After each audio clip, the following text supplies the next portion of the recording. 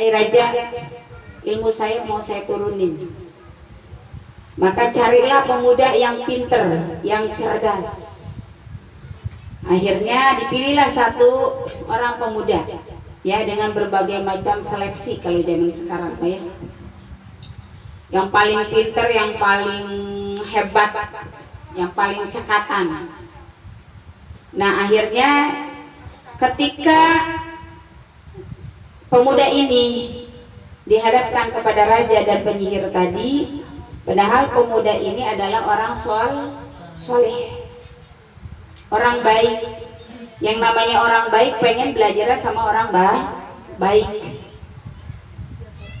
Tapi karena ini adalah kewenangan seorang raja, apa daya dia akan melawan, iya nggak? Karena yang namanya raja, pemimpin, mau bagaimana bentuknya harus ditaati. Akhirnya pemuda tadi tidak mungkin untuk melawan. Akhirnya dia ikutin saja perintah raja walaupun bertentangan dengan kemauannya. Karena dia nggak mau untuk belajar ilmu sihir, ya kan gitu. Pada satu ketika dia sudah belajar dengan orang tukang sihir tadi, kan pulang pergi, Bu. Pulanglah dia. Ketika dia pulang, dia bertemu dengan orang pinter. Kalau kita bilang mah ulama. Akhirnya dia pun belajar di situ. Ketika posisi dia pulang, selalu dia mampir ke tempat ulama tadi. Nah, satu saat dia terlambat sampai ke tempat tukang sihir, sehingga dia dipukullah, disiksa oleh tukang sihir tadi karena keterlambatannya. Ternyata dia mampir dulu ke tempat ulama tadi, sehingga kata ulama,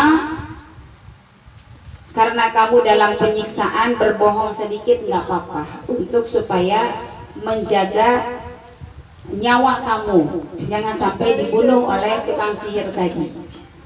Akhirnya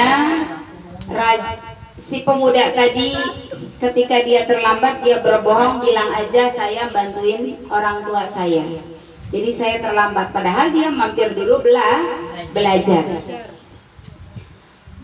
Yang pada akhirnya ulama tadi ilmunya pun sudah diserap, sehingga dia mempunyai kelebihan karomah. Kalau kita bilang karomah, kemuliaan dari Allah Subhanahu wa Ta'ala, yang pada satu saat ya dia mampu mengalahkan musuh-musuhnya raja gitu. Padahal ilmu yang dipakai adalah bukan ilmu tukang sihir, yang dipakai adalah ilmu ulama. Ketika ditanya pemuda tadi, "Wahai pemuda, kau begitu sakti, kau begitu pintar, kau begitu lihai, nggak ada yang mengalahkanmu, kau sudah hebat, dari mana kau belajar?" Ternyata si pemuda ini bicara, "Saya ini belajar karena dari ulama tadi, semuanya bisa terjadi karena Allah Subhanahu wa Ta'ala." Jadi si pemuda ini bilang bahwa semuanya adalah kuasanya Allah. Tapi tukang sihir tadi tidak suka dengan ucapan pemuda ini. Akhirnya pemuda ini pun akan dibunuh. Yang pada akhirnya pemuda tadi minta syarat, "Kalau mau bunuh saya nggak apa-apa, tapi saya punya persyaratan." Bagaimana persyaratannya? "Taruhlah saya di atas gunung," gitu ceritanya ya. "Taruh saya di atas gunung, di situ boleh kalian lenyapkan saya." Yang pada akhirnya pemuda tadi sholat, mohon sama Allah, dikasih kemuliaan, terjadilah gempa yang pada akhirnya mematikan orang-orang yang akan menyiksanya tadi. Ini pertolongan Allah. Akhirnya pemuda tadi masih hidup.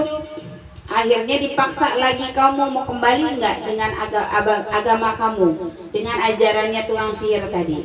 Pemuda tadi bilang, "Saya dikasih kekuatan, saya dikasih ilmu, karena Allah yang menguatkan saya.